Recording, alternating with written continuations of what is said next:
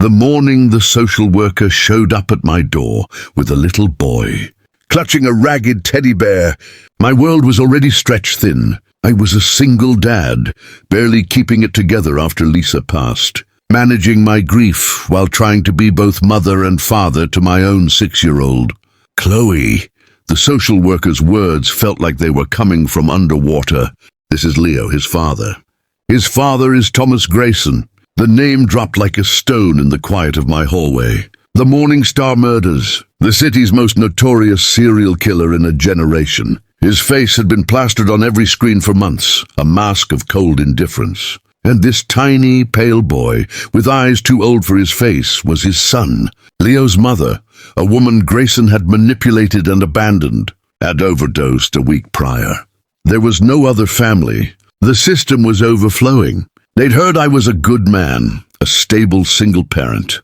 It was a desperate ask, wrapped in bureaucratic language. I looked at Leo, who wouldn't meet my gaze, and then at Chloe peeking from behind my leg, her curiosity overriding her shyness. My heart said no. It screamed no. The risk, the stigma, the sheer unimaginable burden. But my mouth, perhaps still guided by the ghost of Lisa's compassion, heard itself say, "He can stay the night. We'll see."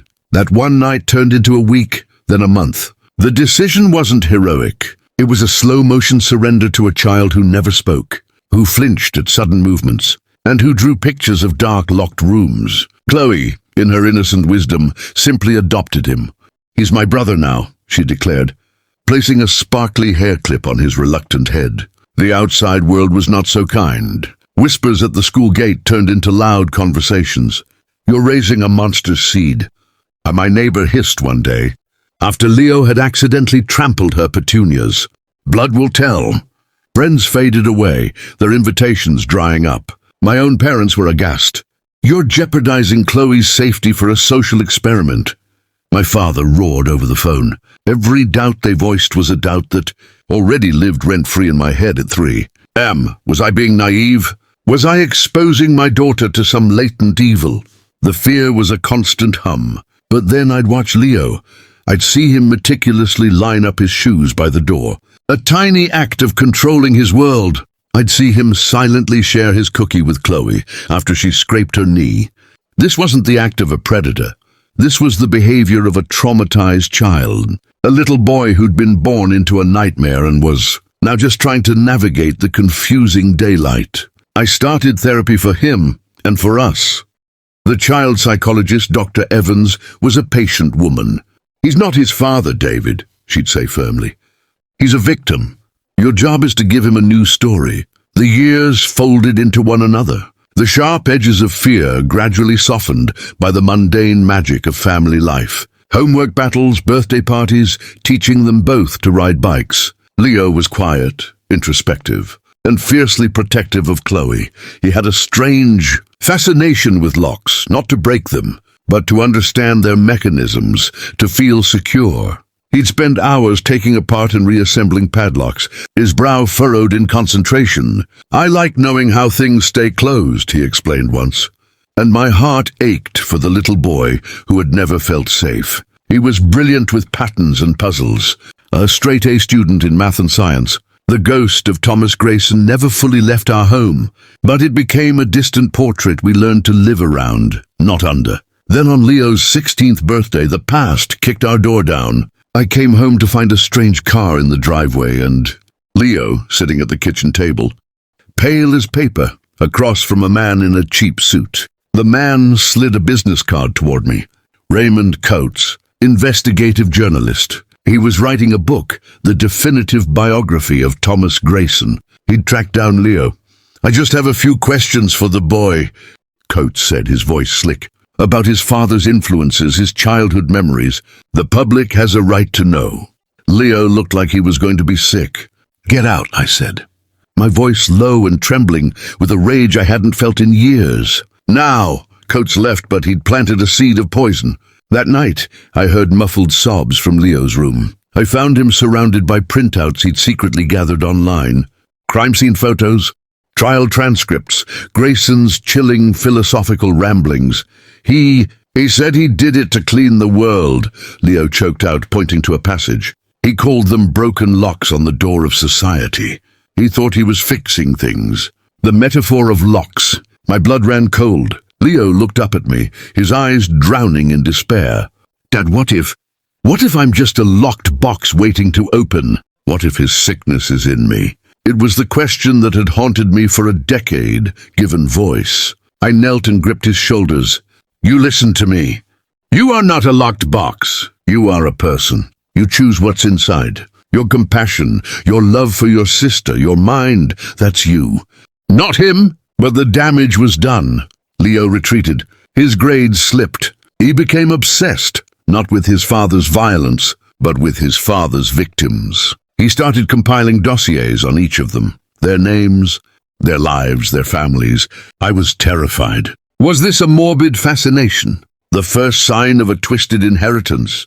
Dr. Evans urged. Caution, but noted he was focusing on their lives, not their deaths. Still, the fear was back, a wild animal in my chest. The breaking point came a month later. Leo was gone, no note. His backpack and his savings jar were missing. Panic seized me. I called the police, filed a report, sick with visions of him following some dark call. I was in the middle of giving a detective a photo when my phone buzzed. A text from an unknown number. A photo of Leo, sitting at a small kitchen table with an elderly woman, having tea. Then an address. I drove like a madman, the police car following me. We arrived at a modest house in a town 3 hours away. I burst through the front door to see Leo, perfectly safe, looking up calmly. The elderly woman, Mrs. Eleanor Pritchard, had her hand on his. You must be David, she said softly. Your son. He's quite a remarkable young man. Through halting explanations, the shocking truth unraveled. The woman was the mother of Sarah Pritchard, Thomas Grayson's first victim, murdered 15 years before Leo was even born. Leo had found her. He had used his skills, the very analytical mind I feared was a curse, not to delve into darkness, but to pursue a secret, staggering mission of atonement. He apologized, Mrs. Pritchard said, tears in her eyes. Not for his father, he said, because he can't, but for the silence, for the world moving on while my grief stayed fresh. He asked about Sarah. He wanted to know about her life, her laugh, her favorite songs. No one has asked me about her life in years. They only ever ask about her death. Leo looked at me, his own eyes wet. I found all of them, Dad, all 7 families. Over the last month, I visited every single one. I used my savings for bus tickets. I told them I was Grayson's son and that I was sorry for their loss. I asked them to tell me about the person they loved. I wanted to put the locks back on the doors he broke open. He'd been compiling dossiers to honor them, not to obsess over the crime. The journalist's visit had been the catalyst. He realized the world only saw him as a story, a footnote to a monster. He decided to write his own story, one of silent, profound reparation. The shocking truth I uncovered wasn't about evil lying dormant. It was about the stunning, defiant power of a kindness so deep it could stare into the abyss of its own origin, and choose to build a bridge across it instead. Leo hadn't inherited his father's sickness. He had metabolized his father's poison and transformed it into an antidote for others. He'd taken the metaphor of the broken lock and dedicated himself to being the repair. The police officer lowered his notepad. His professional demeanor softened. I pulled Leo into a hug, holding the boy, the young man, who had taught me that the most powerful legacy is not the one we are given, but the one we choose to create. He wasn't a prisoner of his bloodline. He was its liberator. Mrs. Pritchard asked us to stay for dinner. That night we didn't talk about Thomas Grayson. We talked about Sarah.